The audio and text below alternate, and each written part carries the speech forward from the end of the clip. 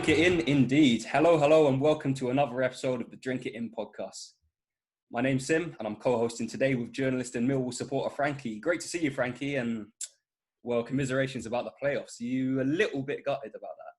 Yeah, it's half expected, really. It's Mill at the end of the day, so I think it was getting a nosebleed. We were so far up the table in the end, but it was good for the run to keep going as much as it could. But the 4-3 against QPR, it was a great game to watch, but unfortunately we just turned up on the wrong side of it. But look forward to next season. Gary Rowett seems to be building something very good there, so fingers crossed for next season we'll be in and around the playoffs again. Yeah, definitely. There's definitely been improvement under Rowett, and it's good to see Neil Harris doing well as well. Like, I bet you're pretty happy about that.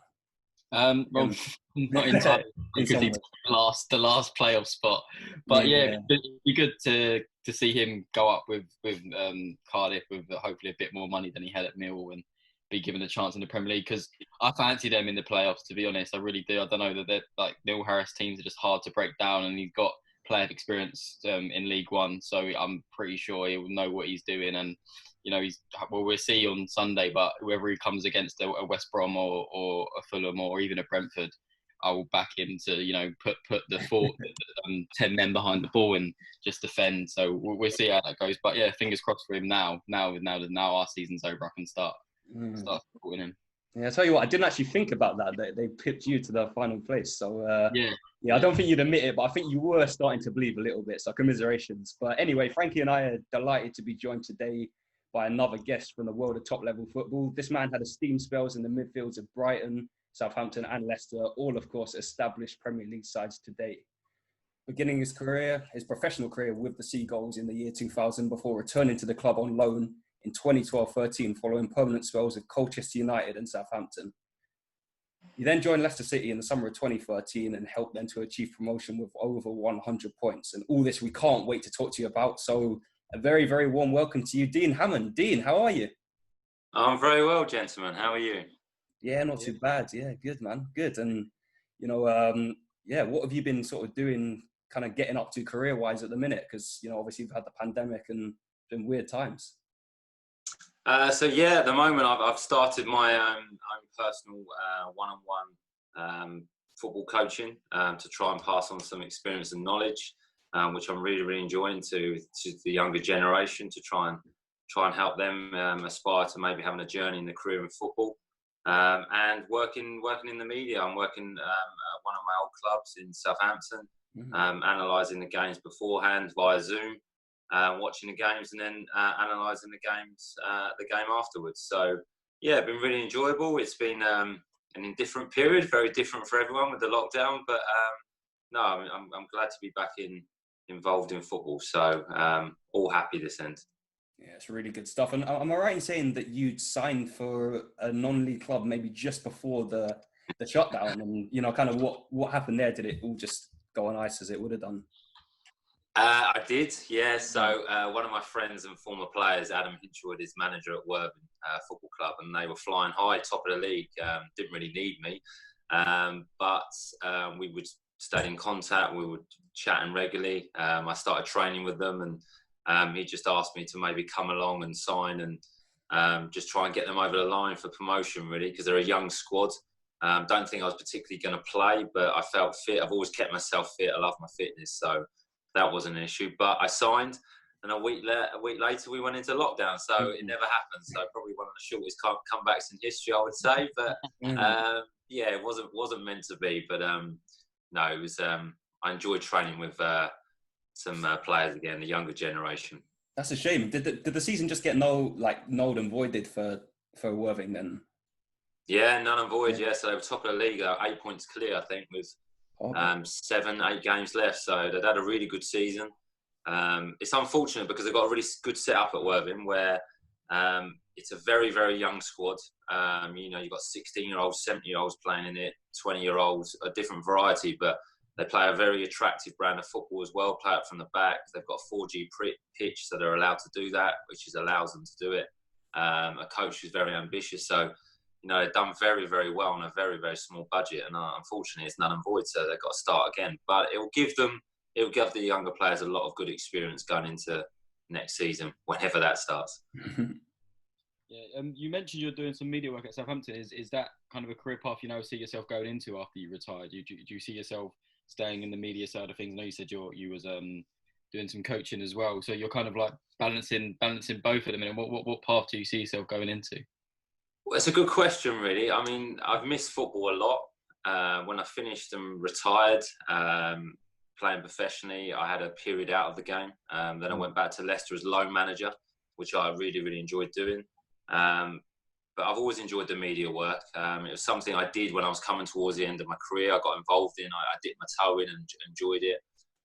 But also, I like the coaching as well. So if you're going to put me on a spot on which way I'd go, I'd probably suggest I would like to get involved in the media. I really like speaking about football, analysing football, giving my opinion on football, trying to pass some knowledge on in the current game. So if I could build a career, I would love to in the media. So I'm on the start of that journey. So we'll see. Yeah, well, we wish you all the best in that, and hopefully we'll see you on a Championship game or even a Premier League game in with David Prutton on Sky Sports in the future. Yeah, it'd be great to see that. Anyway, like just before we kind of go into your career, because obviously we touch on all the clubs that you played for, Premier League and Championship. But is there a particular team that you kind of look out for? And I know you're born sort of like around Brighton area. I think a Hastings lad, and which team would you say is the one you sort of look out for the most? Oh, I don't know if I can answer that, to be honest. I thought you said you could answer everything. It's a strange one, really. I've never really supported a football club, so I've never been a passionate supporter. When I was growing up, I was never a passionate supporter of anyone. My dad was a Nottingham Forest fan, and my mum was a Manchester United fan. So I used to follow players around, Paul Gascoigne, Roy Keane, Steven Gerrard. So whoever they were playing for, I kind of looked out for. But I look out for all my teams, Brighton, Southampton, Leicester, Colchester, Aldershot, Leyton Orient, all the Sheffield United teams I've played for. So I wouldn't say there's one that I look to first, but I always take an interest in how they're all doing. But if you had to put me on the spot, I'd probably say Southampton, I must admit, because just because I had such a successful period there, and I've got a good relationship with people at the football club. So I'd have to say just Southampton. Yeah, I'm really looking forward to talking about your time there. And, we start right from the beginning. So your professional career started with Brighton in the year 2000. You stayed for 8 years. You had a few loan spells about, which we will touch on briefly. But, how old were you when you joined as a schoolboy? And had you played sort of like Sunday League level before you, went into the academy or whatever the progress into Brighton was?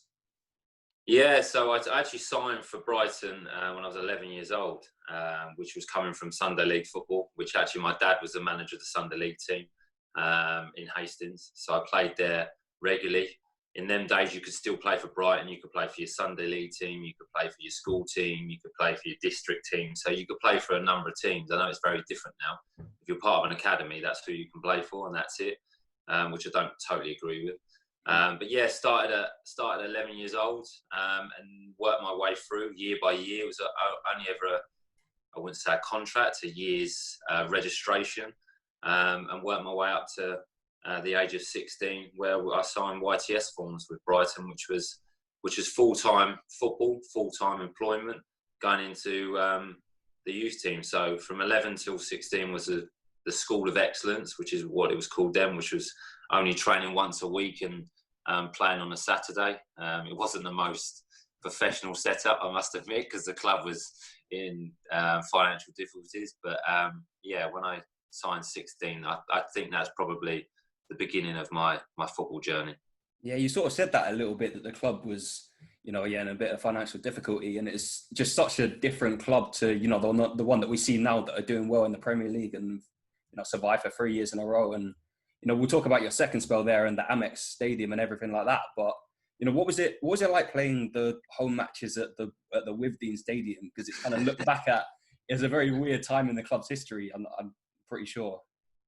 Yeah, it was. I mean, it was actually when we came back to the Withdean was the first year. So I was 16, so I just signed full time, where the club had been playing at Gillingham.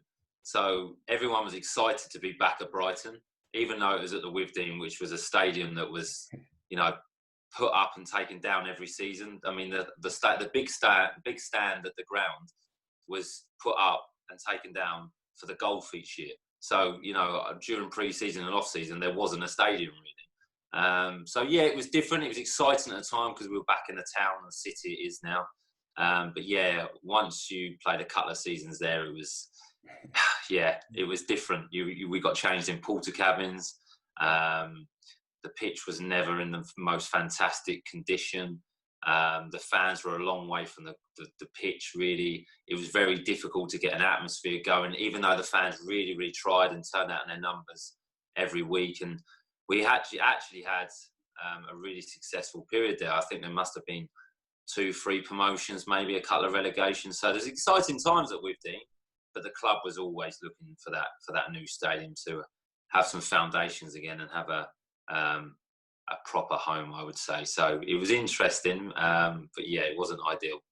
And the club was in the 4th tier, I believe, when you made your pro debut in a Football League trophy match. But, you know, back-to-back 30 goals from Bobby Zamora in back-to-back seasons, and you was in the 2nd tier by, I think, 2002, 2003. And what was your role there at the time? Was you like kind of an understudy or like to the first team, or was you like training with the first team, or what was your role during that period with you know, Bobby Zamora up front? Yeah, so I was coming through the youth system then. I made my debut when I was in the youth team in a cup competition, like you say.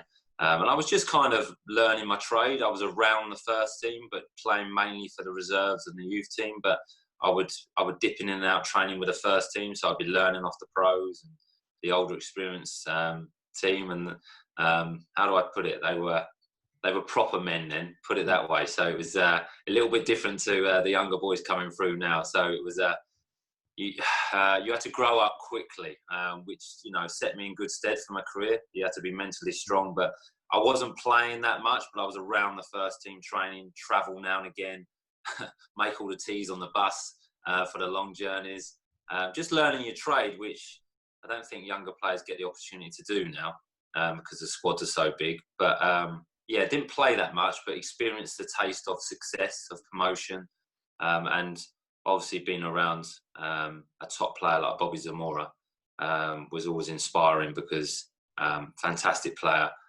very ambitious, and a nice guy as well. So didn't play that much, but learnt a lot in that period, I'd say. Did you have to clean anyone's boots during that time? I know there's usually a few stories knocking about where a few younger academy prospects have to clean, you know, the boots of the first team and stuff like that back in those days. Yeah, we had to do all the jobs. So we had to clean boots, you had to clean the balls, you had to clean the ground, you had to clean the dressing rooms at the training ground. I used to have to clean the manager's car. The manager would pick one player every week, and it used to be I don't know how this works. I don't know what the theory is, but it was a player that potentially had the best week or played the best in the youth team would get to clean the manager's car. Now, I'd say that's not a reward, really. But I suppose it is. The manager gets to know you, gets to talk to you, I suppose. So, yeah, I used to clean Paul Rogers. I don't know if you remember Paul Rogers' boots. He was a midfield player. He used to play for Sheffield United and Junior Lewis, who was a Leicester player, Gillingham player. So, yeah, I had to clean their boots, and like I say, they were proper blokes. If they weren't done to the point, if they weren't polished and they weren't clean as anything, they got thrown back at you pretty hard, put it that way.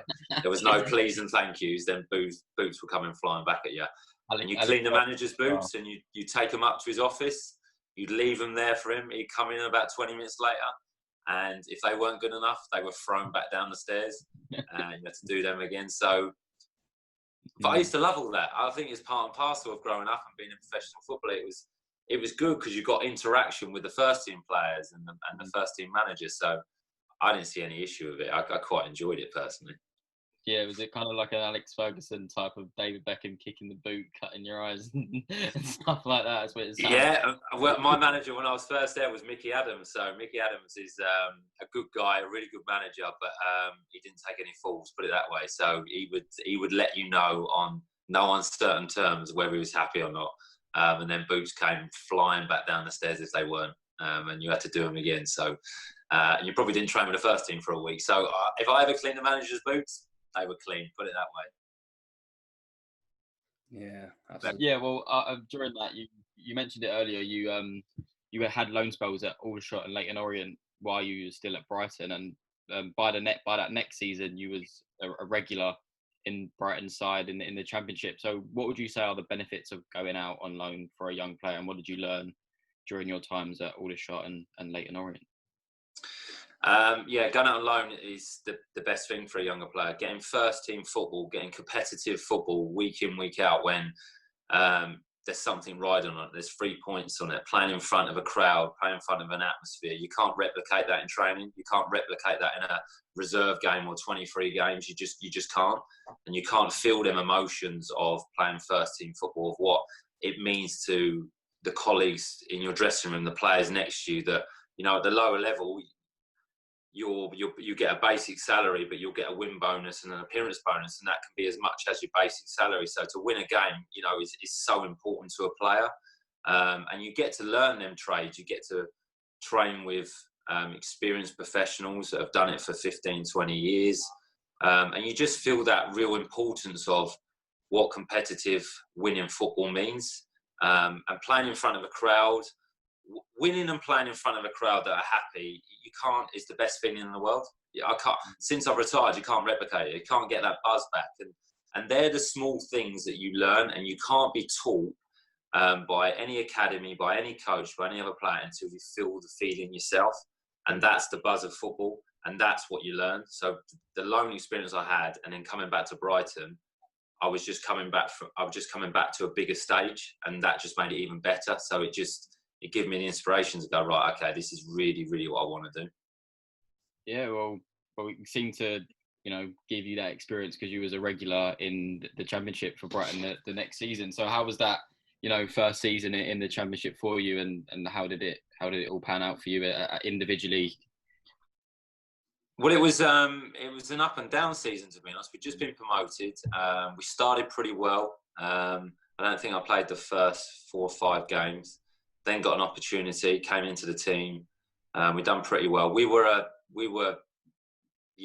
small club in the Championship then, on a really small budget, fighting against everyone really. And we managed to stay up that year. I think I played a lot of games, made a lot of appearances, which I learnt a lot. But I had a spell out of the team halfway through the season, which again, I learnt a lot about myself. I learnt a lot about the team and a lot about football in that period, that I knew I needed to improve mentally and physically. I needed to get stronger and fitter. And then came back into the team towards the end, which was exciting times because it was a relegation battle, and ended up scoring a few goals. So I ended up playing left wing as well. So there was an experience of that, which I'm not, if you've watched me play, I'm definitely not a winger. But I was pretty good at attacking the ball in the box. So I'd make late runs into the box and get my head on it and try and score some goals. So enjoyable season actually, but really beneficial because I learnt a lot that season playing for a small club in a big division, and we managed to survive. Yeah, well, I think you stayed up for another season after that, didn't you? And then you eventually got relegated. What was different to the relegation season that you experienced compared to the other 2 seasons prior where you survived? Did you? No huge difference. Just the fact that we were always battling against it. We were in relegation battles all the time. So really, you kind of felt that it was only a matter of time.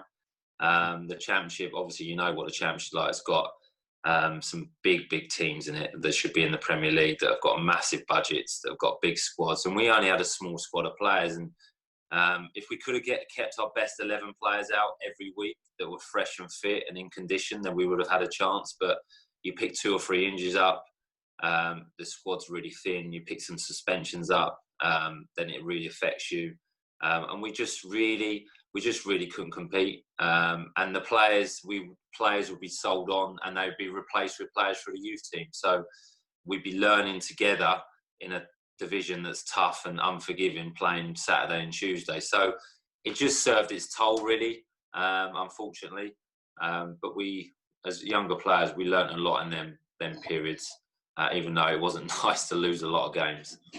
Yeah, this was 2006, so you ended up in League One for 2006-07, unfortunately. But I think Mark McGee awarded you the captaincy the next season, and you know you went on to captain a lot of teams in your career.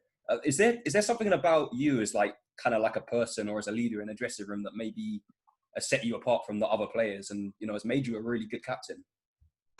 Well, if I'm honest with it, I wouldn't say I'm a leader necessarily in the dressing room. I would say I'm a leader on the pitch and a leader on the training ground. I would always set the standard for everyone else. I would always lead by example. So when we were playing, I wouldn't let the standard drop in training. I was very vocal and very, very loud on the training ground and on match day.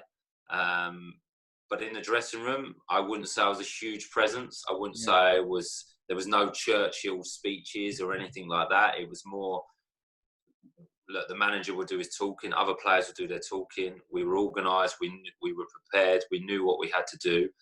And then I would just lead by example on the pitch where things that needed to be done, things that were planned out for us, I would just make sure it was done to the letter of the law by the players. So I think my biggest quality was leading by example and setting a standard when we were actually playing in my performances. But in the dressing room, just one of the other lads, really, not quiet, but just bubbled along. But then really, when game day come and training come, that's when I think I came alive as a leader. Yeah, that's really interesting you say that, because I think a lot of the criticism of the modern player is that, there's not enough leaders in dressing rooms, whether it be, Arsenal get hit with it a lot, and possibly that's just a new type of captain now. It's kind of like, this is sort of like the mid 2000s, and maybe when the people like Roy Keane were starting to come out of the game and less of that sort of player. So, possibly you buck the trend not buck the trend, sorry, that's the wrong expression. You led the way in sort of being that new generation of captain and leader. Would that be a possibility, would you say? Yeah, I enjoyed the responsibility of being captain. It's weird. You put that armband on and you feel different. You feel really different. I always thought I was a better player when I was captain and I was wearing the armband. So I think everyone's different. There's so many different ways you can manage. There's so many different ways you can coach, and there's so many different ways you can lead as a captain. Some people that that are aggressive, that are loud, that really let you know their opinion, can work as well within a dressing room. I think it all depends on what players you've got around you, and this is where managers earn their money and are clever.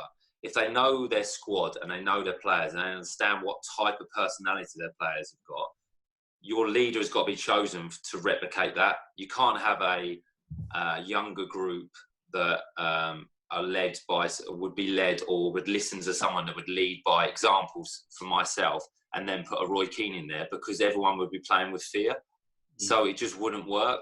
So I think that's where the manager has to take credit, that he has to pick because ultimately it's down to the manager who picks to be captain, not the players. So yeah, you can get, what I'm trying to say is you can lead in different ways, but it's who your circle of players are, it's who you're connected with, it's who you're playing with, that is the way you need to lead, I think. And that's just going out of the game now.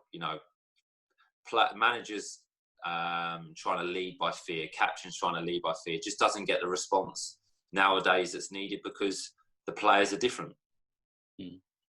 Yeah, for sure. You can see the similar qualities there with like Jordan Henderson at the time. I don't think he's a captain that leads by fear in any shape or form, and I see similarities in his leadership and yours as well. So, but yeah, moving on now to your time at Colchester. I believe you returned to the Championship with them in the second half of the season in 2007-2008.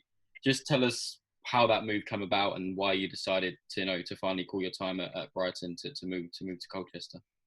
Well, it was an interesting one, really. I knew there was a lot of interest in me. There was three or four clubs that were interested in me in the Championship to move. Sheffield United, actually, I was going to Sheffield United, but Brian Robson got sacked, so that fell through.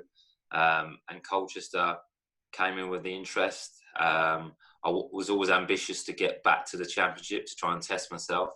They were just building a new stadium. They were ambitious with, they had players like Teddy Sherringham and a few other players like that. So, and leaving Brighton was very difficult. I'd been there a long, long time. I was captain. I was playing for a manager now in Dean Wilkins, who was my youth team manager when I first signed. And I had a lot of respect for him and really enjoyed playing for him. So it was a difficult decision, but like we mentioned earlier, the club were in financial difficulties and they needed to raise some money. And I think they were, if I'm open, I think they were pretty keen to sell me. And there was some negotiations over a new contract, which didn't happen and we couldn't agree on. So for me to move on and for them to receive the money they needed to support the club just worked for both parties. So that's how the move came about. And I was happy to sign for Colchester, but obviously disappointed and frustrated how I left Brighton because I wish I left on a happier note because they'd given me so much. They'd given me my opportunity and supported me through my early career. But that's football. That happens in football. And the move to Colchester, back to the Championship, was one that I was looking forward to. Yeah, was it like a sudden move, or kind of like was it like brewing after like for a few weeks or so, or did it sort of just one day the offer came in, accepted, and that was it really? Did you have a chance to like say goodbye to the fans? That's pretty much what I'm saying, and stuff like that. It wasn't sudden. It probably happened over a period of about 2 weeks. So obviously a club and another club will speak. Then the agent will get involved in terms of negotiating a contract and negotiating the price. Would I be interested as a player? You'd be speaking for a couple of weeks. Then the clubs would have to agree a fee. That can take some negotiations. You have to agree your personal contract, which takes some negotiations. So it was going on for a couple of weeks. I didn't know whether it was going to happen or not. There were some stumbling blocks in place between the two clubs. And I didn't get a chance to say goodbye to the fans because my last ever game for Brighton before I left, I got sent off. So that wasn't the best way to leave. I was playing away at Oldham and got a straight red card for a tackle, which I still disagree with today, but there we go. So yeah, I didn't get a chance to say goodbye, but it's a weird one with my association with the Brighton fans there that I wouldn't say they was happy for me to leave, but I don't think they were unhappy for me to leave, if that makes sense. So there would have been no big send off anyway. Yeah. And I think it was one of those deals that just worked for both parties. If you actually break it down, Brighton got a good fee for me, and I got an opportunity to play in the Championship. So it worked for both. Yeah, I did see you play for Colchester in that season because I've said a few times on this podcast that I was a Crystal Palace season ticket holder for a few years through my mum's side of the family, and I remember that Colchester team were quite good. So I think Kevin Lisby was up top, wasn't he? And yeah.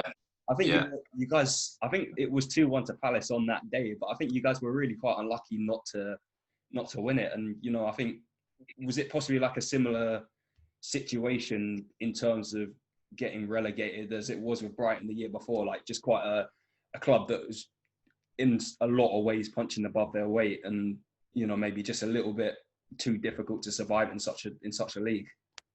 Yeah, it was that. And the difference we had at Colchester, we were scoring a lot of goals. We just couldn't keep clean sheets. We were defensively, we weren't that strong, but we had a lot of attacking players, a lot of flair players that were very creative. So I remember one game in that season that we played West Brom away and we lost 4-3, but we were 3-2 up in the 90th minute and lost 4-3.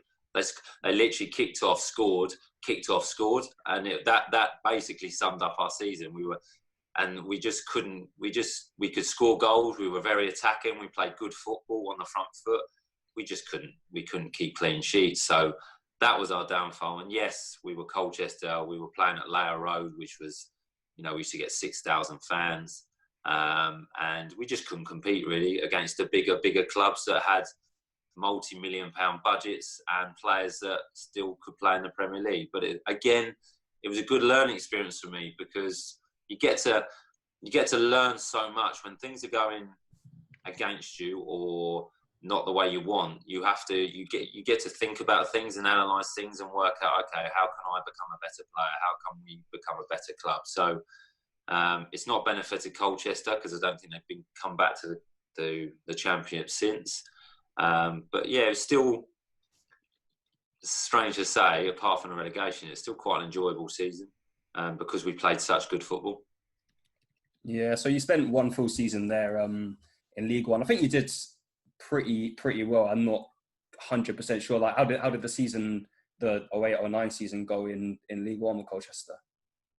Probably like you just suggested there. I think we finished like 10th, something like that. So we were obviously one of the favourites to go back up. We spent a bit of money and recruited some good players for League One level. We moved into a new stadium, so I think we were tipped to go back up, and it just didn't work out. We had Guy Williams was the manager. He was a fantastic coach, really, really good coach, but was under a bit of pressure now. There was some expectation at the club for the first time probably in the club's history, because they expected us to go back up because we had a decent budget for League One. And we just didn't start well. Guy Williams left after about 10 games, and then Paul Lambert came in as manager to pick up the reins, and he changed the way we played, give us a bit more discipline, a bit more structure to the way we wanted to play, and we finished up about 10th. So not the ideal season, not the season the fans would have wanted or us as players, but we were progressing, and Paul Lambert was a good manager, and I enjoyed playing under him. Yeah, we'll talk a bit about Lambert in a bit, but sort of just going back a little bit, because Frankie and I are quite interested in, what was Teddy Sheringham's role at Colchester? What was his kind of influence in the team, and was he kind of did he still have it, I suppose, at the time? Yeah, he definitely still had it. Yeah, I mean, Teddy was great. Teddy was quite quiet, kind of kept himself to himself, but was one of the group. Was always there for some advice. Fantastic in training. On a small-sided pitch, in small areas, was still by far the best player of the club. Just unfortunately, he was 40 years old, so when it came to 11-a-side, he couldn't quite get around the pitch how he used to.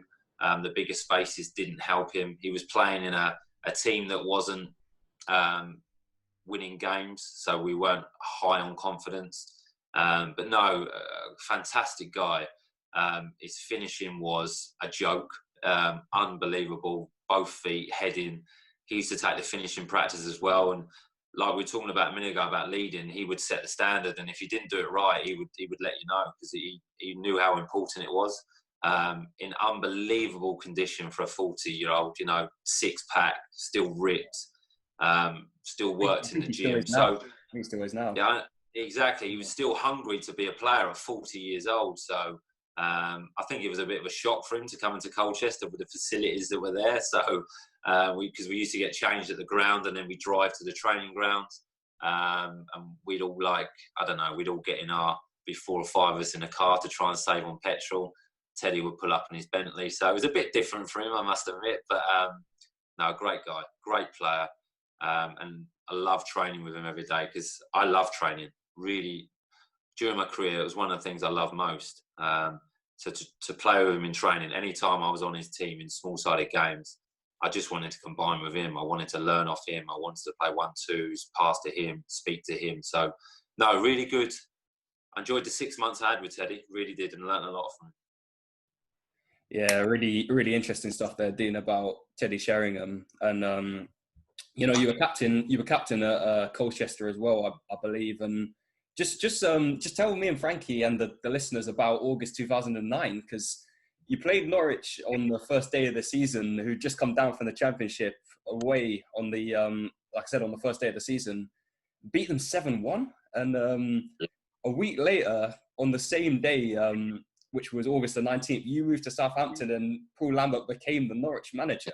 And just what was that? What was that period like? It was mental, wasn't it? It was a strange period, yeah. So we obviously knew we were playing Norwich, first game of the season away. They were favourites to go up, but we'd worked hard pre-season. We'd been in Germany for about two weeks, I think, under Paul Lambert, because he played there for Borussia Dortmund. So we knew Germany well. We were fit and strong. Didn't think we'd beat Norwich 7-1, I must admit. But we had a game plan, and it just worked on the day, and every time we attacked, we scored, really. Crazy game, absolutely crazy game. Came off winning 7-1. I think Paul Lambert got offered the Norwich job after the game, because he knew the sporting director he worked with at Celtic or something. And Brian Gunn was manager at Norwich at the time, so I think he only lasted 2 games. And within that period, it was crazy. I mean, 2 days after the game, I got offered a new contract by Colchester. And then obviously behind the scenes between the two clubs, because I'd spoken to my agent, and the agent spoke to both clubs, so I knew there was an interest. But no one else knew about it. It was quite quiet. So we turned up for training, I think, the day before I moved and the day before Paul Lambert moved, and there was a lot of press at the ground, a lot of commotion around the ground, and I'm thinking, right, this is going to come out because I'm moving. So I'm going to Southampton and I'm leaving. Nothing to do with me. It was because Paul Lambert was going to Norwich. So it was he was the news, he was the story. And Paul Lambert obviously left that day. And then the news broke that I was going to leave to go to Southampton. Paul Lambert actually rang me up, I think about 4 or 5 hours before I signed for Southampton, and asked me if I'd sign for Norwich. And it was a hard decision because I'd really enjoyed playing under Paul Lambert. I think I was becoming better as a footballer. I was really enjoying the way he played and the way he managed me as an individual and as a player. But I'd agreed to move to Southampton, and it meant I could move back down south again. I could be nearer my family. Yeah. And Southampton is a huge football club that was a sleeping giant. I spoke to the owners, I spoke to the manager and Alan Pardew, and my mind was made up. So it was nice. It was a crazy week, like you say, but it was nice to have the option to go to Norwich, but didn't, and decided to go to Southampton. But you know, it's strange really, because Norwich got promoted 2 years in a row. Yeah. And then the year after that, we got promoted 2 years in a row. So it's interesting, really. It worked out for both of us. So, but yeah, a crazy week. Yeah, just a final word on Lambert. How often did he throw in that European Cup as a sort of just something by the way? To be fair to him, not much. Yeah, he was. But he was good, Paul. He set really high standards. He wanted training really. He wanted training like. There's a lot of managers that say, "I want training like train like you play, train like it should be in a game." He really meant it. So he wanted tackles flying in. He wanted it to be competitive. He wanted you to fight for your place. So it got a bit feisty training now and again. But Paul used to join in training sometimes. The manager, Paul Lambert. And he was still a very, very good player. But he didn't mention the European Cup that much, I must admit. Only if you got probably a little bit ahead of your station or a bit cheeky that you'd throw it in now and again. Yeah.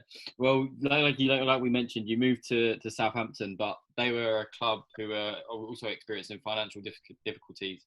So you, having been at Brighton and experienced that before, their late owner, Marcus, I can't pronounce his surname. Lieber, yeah. Yeah, Marcus Lieber had I think he bought the club off Nicola Cortez, and but you had a 10-point deduction, I believe, at the start of the League One season, which meant you finished 7th. Was that in your first season? But from that point up until 2016 promotion and everything like that. Why do you think the club, rose so quickly and there was like a back-to-back promotions with Southampton? Well, when I signed, the club were obviously in a very stable and very healthy position in terms of finances now, because Marcus had come in and bought the club. And he actually had Nicola Cortese run the club for him. So he was the family director or financial support, financial advice. So Nicola was running the football club. And I met them before I signed, and I knew the club was going in the right direction because they had a lot of money, a lot of ambition, but wanted to do it in the right manner. I signed in League One. We were on minus 10 points when I signed, but the club was signing players like Ricky Lambert, spending some money on other players, and you had Adam Lallana, Morgan Snyder in at the football club. So the ambition was there, and the drive was there from everyone. Alan Pardew's not going to sign for a League One club as a manager on minus 10 if he knew it wasn't going in a certain direction. Yeah. So you had the support of that. You had the faith that the club was, and why it moved so quickly. We made good signings. The club made the appropriate signings in terms of hungry, ambitious players that. You put them in a group and a collective group that it's only going one direction. We worked very, very hard it was difficult every week because we were everyone's cup final. Everyone wanted to play against us. Every time we played at St Mary's, everyone wanted to play in front of 25, 30,000 and beat us. So it was difficult, but we worked very, very hard. And that came from the top in Nicola Cortese because, he made a big decision when he sacked Alan Pardew and he brought Nigel Adkins in. So when he came in, it didn't start too well for Nigel. I think we lost our first 3-4 games.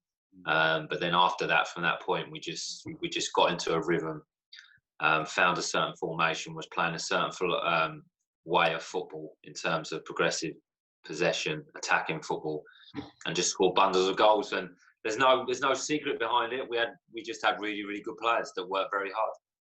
Yeah, well, I think that season you scored against Brighton, didn't you? And I've seen the videos of you, celebrating with the old cup behind the ear and stuff like that. What was behind that? And is that the type of banter you like to have in football with celebrations? What was behind that? A bit of frustration, a bit of the way I left Brighton. But I would have to say, probably one of the biggest mistakes in my career. I shouldn't have done that. Brighton was a club that gave me my opportunity, and getting an opportunity in football and life is difficult.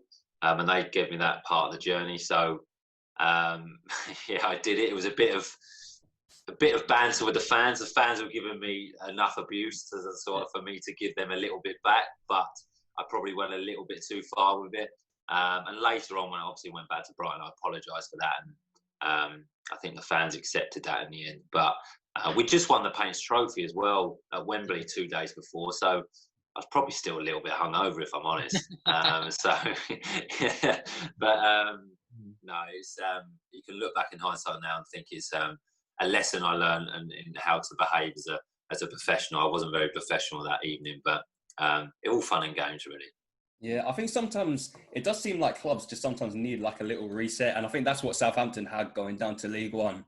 And like you said, like the ambition was clearly there. They had, I remember Jose Font went there from Palace, and he was in the Championship, and he went down to play in League One, and Pardew, who'd been a Premier League manager pretty much all the way through his career, decided to go to Southampton. So clearly there was stability with Cortese and the Liebers. And am I right in saying that it's Marcus Lieber's daughter that's is she still like running the club today? Or I'm not sure she's still running the club now. I think there's a majority shareholder, a new investor in the club, but she's still definitely part of the club.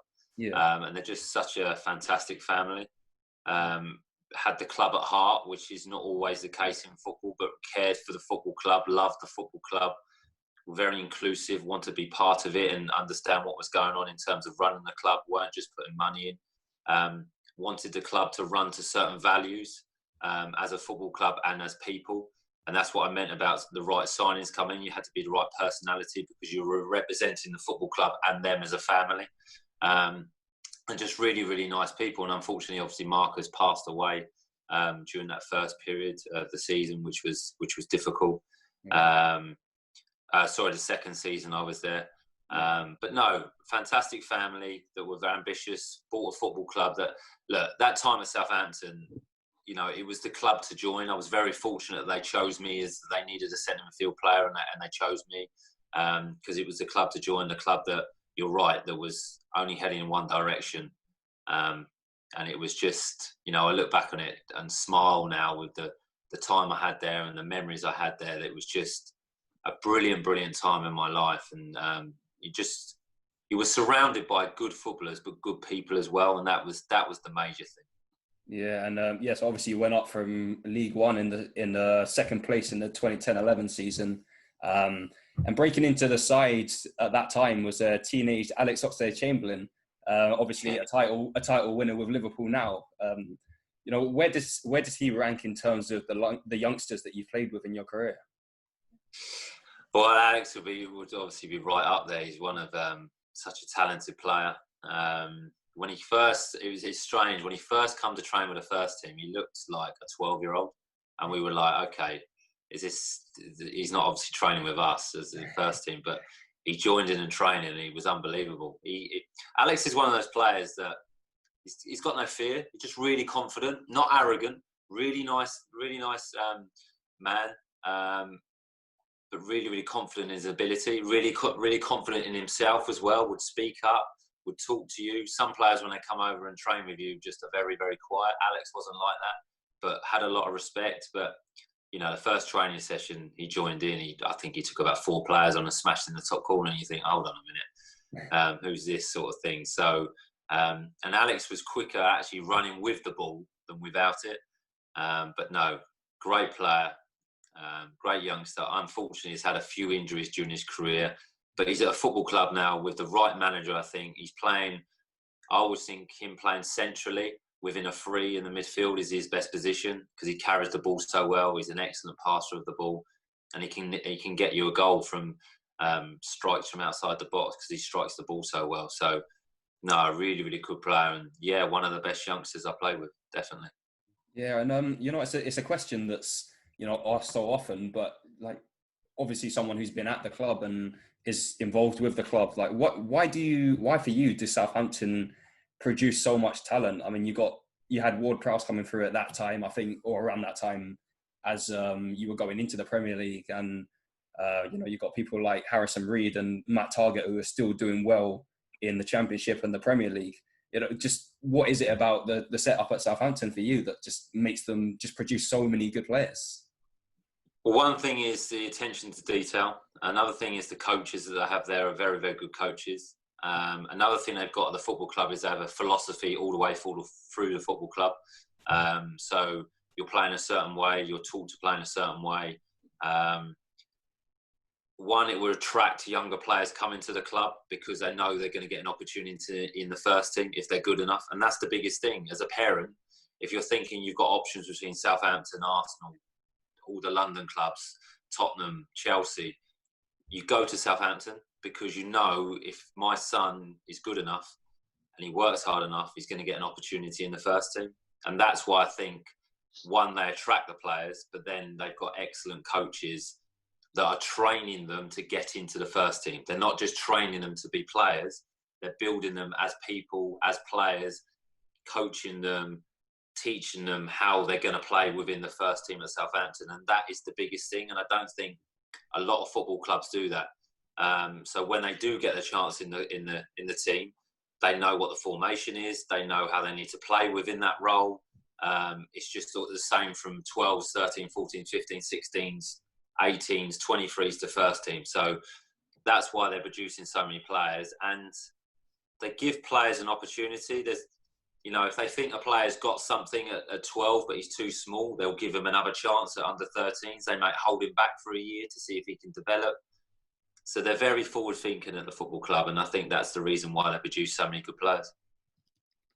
Yeah, well, just taking you back to your own career at Southampton, you know, I know Chamberlain was sold to Arsenal, I think, in the January, but, you know, the great form still continued in the Championship. And I remember, you know, watching a game at the Den, which I believe you started in. I remember being in the terraces and watching on, and the game finished 3-2, and Ricky Lambert, you know, scored a hat-trick, I remember, and 2 penalties.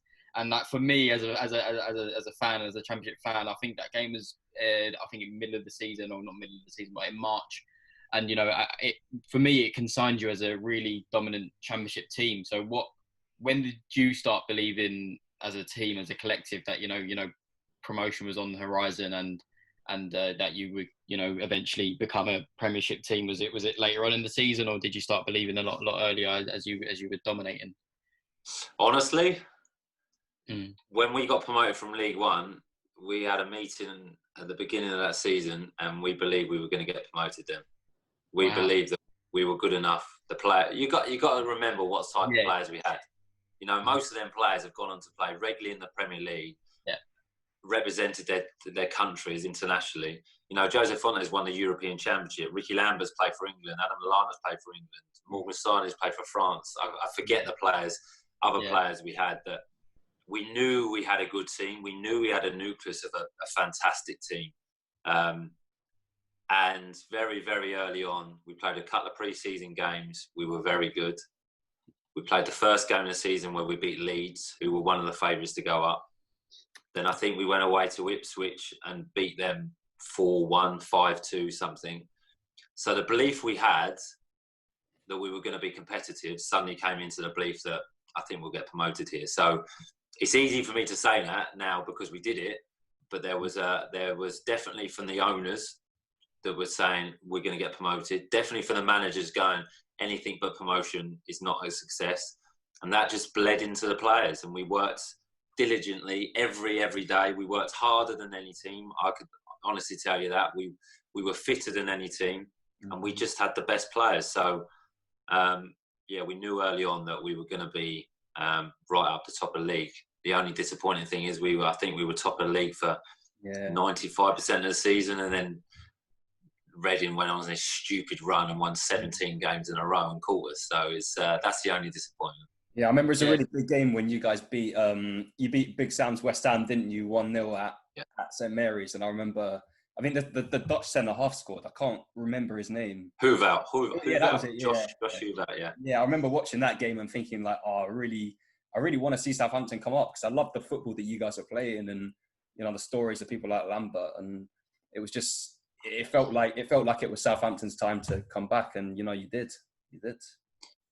Yeah, we felt that as well. And, the fan base at the football club was unbelievable. It was such a huge football club.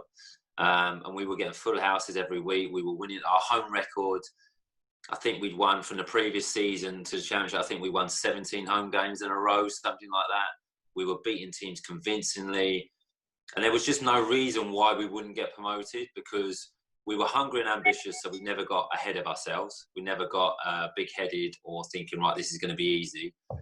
We had a good squad of players, so it was very competitive that if you wanted to keep your team in a place in the team, you had to work hard in training and perform at the weekend. So the combination and the quality of players we had was just perfect. And we just got that brilliant word in football, we just built up the momentum and we kept winning. We were confident. And nothing stood in our way, really. Yes, we had a blip here and there where we drew a few games and we maybe lost one or two, but I don't think we ever lost 2 games in a row. So if we ever lost a game, we'd always come back with a win, I think, if you look at the record. So there was just a real hunger and, do you know what? It was good fun as well. It was good laugh in the dressing room and winning games and scoring lots of goals and the fans loving it. There's no better feeling. Yeah, you mentioned there some great players, and it was really a unique team. I don't think we'll ever see a team quite like that in the Championship again. But one player I did want to pull you up on was Ricky Lambert because his story is particularly brilliant in the sense that he's he was practically the original Jamie Vardy in the sense that he built his way up into the footballing pyramid.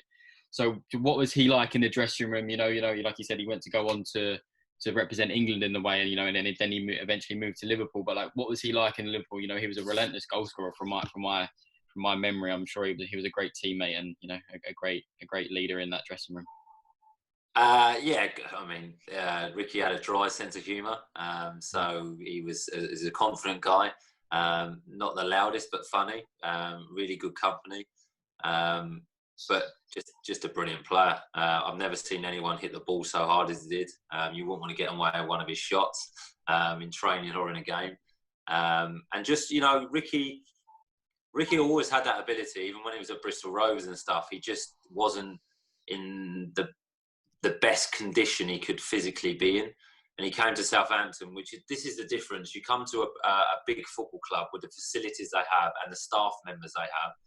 There's no excuse not to be in that condition because you have everything there for you. If you want it as a player and you're interested as a player and you're ambitious as a player, there's the sports science departments, there's nutritional departments, there's all the facilities there to train and improve. So Ricky took that on board. He signed for Southampton.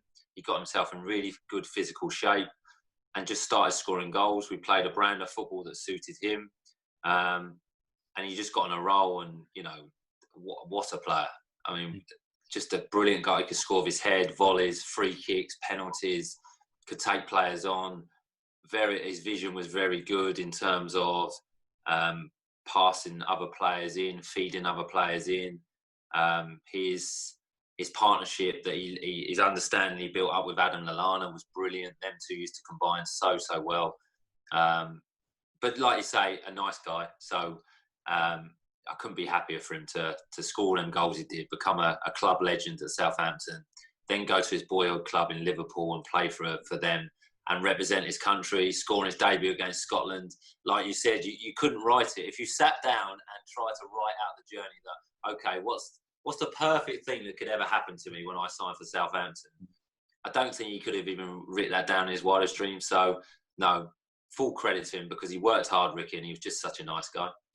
Yeah, another striker that was there as well was Billy Sharp. I think he was signed in the January, and he was sort of like the final push towards promotion. But you know, it was a strange one that himself and I suppose you kind of found yourself slightly out of Adkins' plans going into the Premier League. Just sort of like why do you think that was? That maybe you didn't quite get a fair crack at the Premier League with Southampton. Interesting question. To be honest, I couldn't give you the answer. The club was always moving forward. In terms of myself, I can't speak for Billy, but in terms of myself, they just signed Stephen Davis, who's obviously a midfield player. James Ward-Prowse had just come through, so he'd made his debut against Man City. Adam and Lallana had taken the captaincy off me. So the signs were there for me. The writing was on the wall. And it's unfortunate because, you know, the journey that when I signed for Southampton, the dream and the journey was to get to the Premier League. Now, I signed for Southampton when we were on minus 10 points and we got promoted to the Premier League. If I could have made that appearance or played for Southampton in the Premier League, it would have been perfect. But as we know, life's not perfect, is it? It's one of those that but I would say the club were brilliant with me. The manager was excellent with me because they were honest. They made things clear. They kept me up to date on things, whether there was another club interested in me, whether I was going to be influential or I was going to play during that season. And I'm a sort of player, I want to play. I don't want to sit around and be in the squad. I want to be effective. I'm a footballer, so I want to play football. I don't want to be on the bench. I don't want to be a squad player. So I had an opportunity to go back to Brighton. I was never forced out of the club at Southampton. I was never told I needed to leave. But I was allowed to leave because I think of what I'd given to the club. So a bit like when I left Brighton for Colchester, it worked for both clubs. But would I have liked the opportunity to walk Southampton out as captain in the Premier League? Yeah, of course I would have done. That would have been brilliant, but it just wasn't meant to be. Yeah, well, your affiliation with the club, you know, still runs through today in your work. But I just wanted to touch on, you know, Southampton today. You know, they seem to be in great form at the minute under Ralph Hasenhüttl, but you know, at the start they kind of had a bit of a rocky period. You know, that 9-0 loss against your former club Leicester, which we'll get onto in a minute. But what was your opinions on, you know, the way the setup is there at the minute and the style of football they're playing, and you know the players they've got, and do you feel like they could become that Southampton that you played for, and then how they went to go on in the Premier League? Do you feel like the foundations are there again for them to, you know, start developing players and be in a consistent top 10 Premier League side? Yes, definitely, because they've got the right manager in place now. That it's got the philosophy of the club. He's very much for the younger players playing in the first team. If they're ready and if they're good enough, he'll get an opportunity, which is what Southampton has always been. If you're a younger player coming through and you're good enough, you'll play. They're playing a brand of football that is really, really exciting to watch. Very, very attacking, full of energy.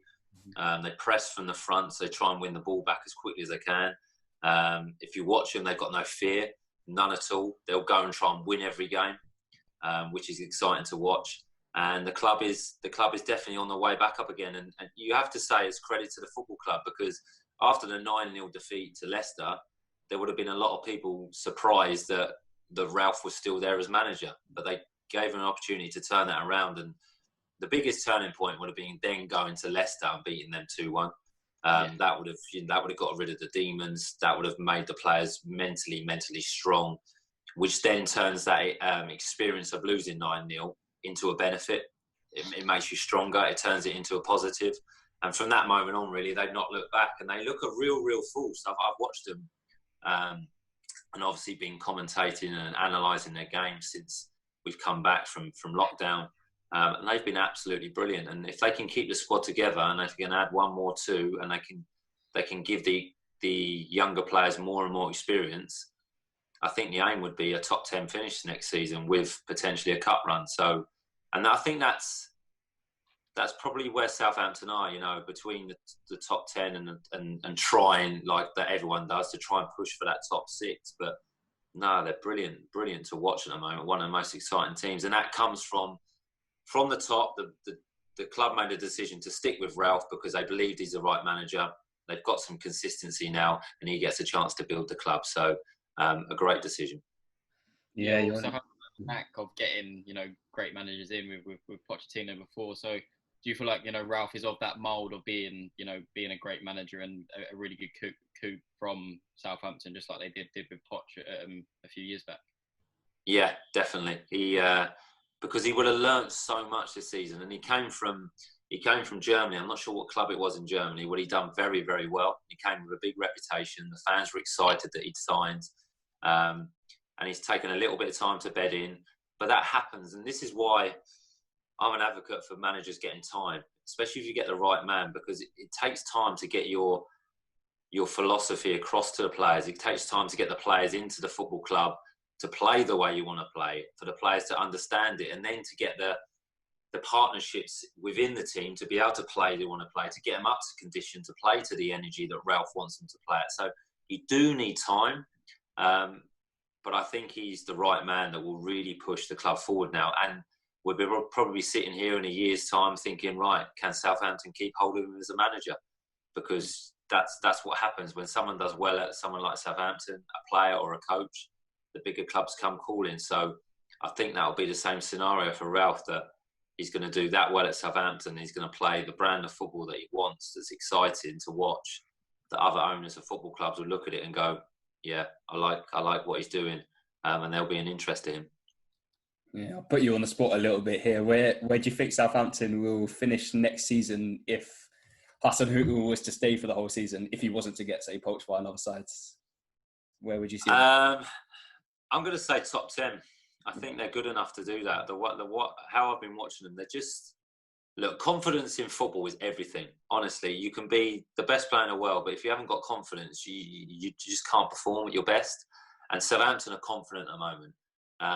And so they're getting results. And this is why I think they'll do well next season, is because they've come back from this mini break. They've played 7 games. They've got the 8th game on Sunday, maybe 8th or 9th that they've had. And they're only going to get a short break. There's going to be about 3 weeks in between that and the new season starting. So they're going to finish the season on a high. They're going to have 3 weeks. They won't lose any condition, any physical condition, any mental condition. They have a little rest. They'll come back. They'll kickstart again. They'll start the new season in the same manner, I think. So that's why I think they'll have a good season. And to put them on the spot, I think they'll have a top 10 finish, which will be brilliant for him and the football club.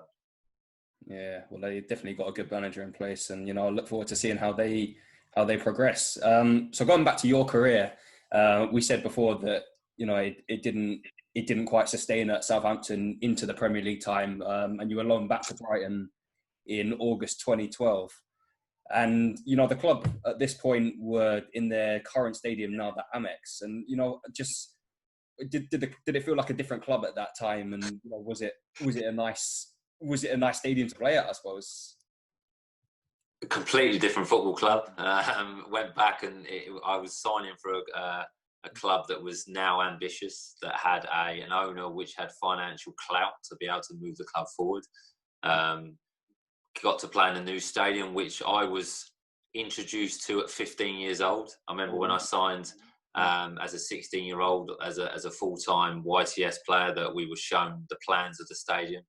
There was you go to the office, there was like a model scale of the plan, and we were sold this was going to happen in 2 or 3 years. And obviously it took, I don't know how long it took, a lot longer than that. So to actually go back and play in that stadium that I saw as a 15-year-old was amazing. And that was one of the reasons that I went back to Brighton to do that. And obviously play under Gus Poyet as well, another manager that's I rate so highly. Fantastic coach, really good manager, excellent with the players, bit temperamental, had a bit of a temper on him here and there, but the messages he got across and the detail he gave you to improve as a player was brilliant. So I loved that season. On loan at Brighton, obviously I was only on loan, so still a Southampton player. But if I was going to leave, Brighton was the only club I wanted to go to. So yeah, I loved it.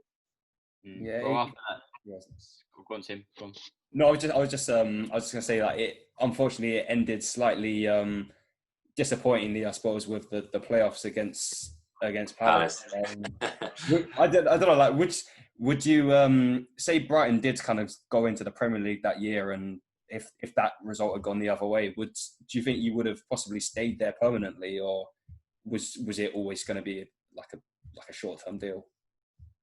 No, obviously, yeah, it was gutting to lose to Crystal Palace in the semi-final playoffs because we'd had such a good season. We should have gone up automatically, really. We missed out on automatic promotion by 3 points, and I think we drew 16 games that season.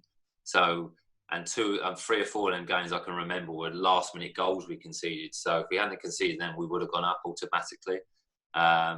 Getting to the playoffs to play Palace, which is obviously a derby and a feisty affair. And to get the 0-0 draw in the first game and then lose the last game when Wilfried Zaha was, for 20 minutes, he was fantastic, scored 2 goals, was brilliant. So can't really argue against that. But that was probably one of the biggest regrets of my career, if I'm honest. Not getting to, not necessarily promotion, but not getting to Wembley with Brighton, my hometown club. That would have been fantastic. But yeah, I would have signed permanently at the club. But the reason why I didn't was because Gus left. Gus Poyet was manager at the time. He was keen to sign me. There was initial talks to sign, but Gus left. He left the club. He came in. I think Garcia came in as manager, and it just nothing materialised from there. But then these things work out for a reason, because I ended up going back to Southampton and then going to Leicester. So didn't work out too badly, I must admit. But yeah, I would have at the time. The plan was to sign for Brighton because I was in talks with Gus about that. Well, yeah, like you mentioned, you did eventually move to Leicester on a permanent basis. Again, it was I see similarities with the Southampton side in the terms that they had, some great players there, and it would seem to be building the side that we all knew were capable of, eventually being in the Premier League. So how far do you think, that team could go when you arrived? Because we've seen them, win a Premier League, and now they're fighting for a Champions League place again. And it seems like crazy in a sense that a team only 4 or 5 years ago were in the Championship. So did you think they would achieve this while you was there, or has it taken you by surprise? Tough question. Did I think that they were going to achieve what they achieved? I don't know. Did I know I was walking into a dressing room with really, really good players? Yes, I knew that. I knew the squad because they'd lost the year before in the playoffs in the semi-final to Watford to that Troy Deeney goal, if you remember that. Yeah. So I knew the quality of the players. I knew the manager was an exceptional manager, and Nigel Pearson, loved working under him. And we had players, David Nugent, we had Jamie Vardy, we had Danny Drinkwater, we had Wes Morgan, we had Paul Konchesky, we had Richie Delat, we had Kasper Schmeichel. I'm probably forgetting players, Anthony Knockaert. When I walked into the dressing room, let alone when we signed Riyad Mahrez and Kante and Cambiasso. So all I can say is that it was a bit like Southampton. We just had quality footballers. But when I signed, we had too many. So there were some players that needed to leave. So Nigel was clearing the squad out a little bit. It was a big squad of about 25, 26 players. He cleared about 5, 6 players out, brought 1 or 2 in terms of myself. Kevin Phillips came in as an experienced player.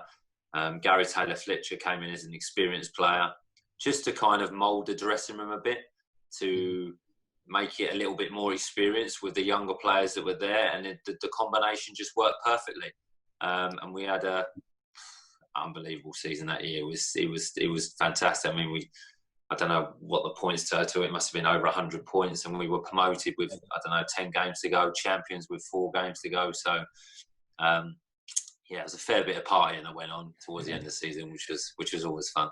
Yeah, I think it was 102 points if I'm correct, but we will check that afterwards. But what an effort! I think the record's 106 with Reading. So what an effort to go up, and you finally got your crack in the Premier League.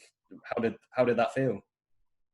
Yeah, obviously that was my career ambition from being a youngster, signing from Brighton in League Two. The Premier League seemed a million miles away. So was that realistic? I don't know, but came close to Southampton. That was taken out of my hands, and then to finally get that chance with Leicester in the Premier League against Everton at home was a bit surreal, to be honest. I must admit, when I didn't start the game, Danny Drinkwater came off after about 10-15 minutes, I think, with a hamstring injury. So I came on. So yeah, it was an amazing moment. One of the best moments of my life to actually fulfill a long ambition, a long goal. And I felt, if I'm honest, I felt really comfortable in the Premier League. I think the Premier League suited my game more than any other division in terms of the position I played.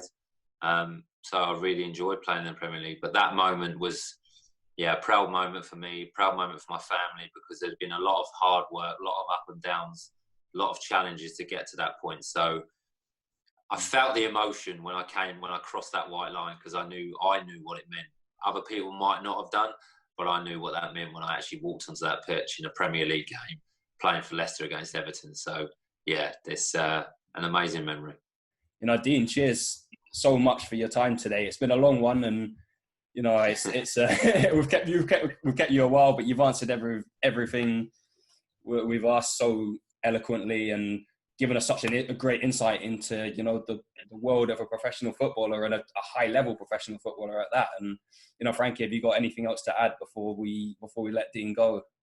No, thank you for taking the time out of your day to speak to us, and hopefully I've enjoyed it, and I'm sure our listeners will too. So thank you again, and we wish you as a podcast and as individuals all the best in the future in your media endeavours, and your maybe your prosperous coaching career, if that lifts off after your one-to-ones. We'll see which way you go down, but either way, we wish you the best, mate, and thank you again for taking the time and coming on. We've, like you said, Sim said, we've kept you quite a while longer than we anticipated, but that's because you've answered everything we've asked with real passion and at length, which is more than what we could ask for from you. So yeah, thank you again. My pleasure, guys. Always enjoyed it. Great interview. So no, anything I can do to help, just let me know. Not a problem at all. Yeah, best of luck to you, Dean. So listeners, we hope you enjoyed that as we did. So you can subscribe to our content on Apple Podcasts, and you can listen there, or on Spotify and Podbean, and also keep across our YouTube channel for more interviews like this one. So cheers, guys. Frankie, Dean, it's been a pleasure. And listeners, we'll see you later. Cheers.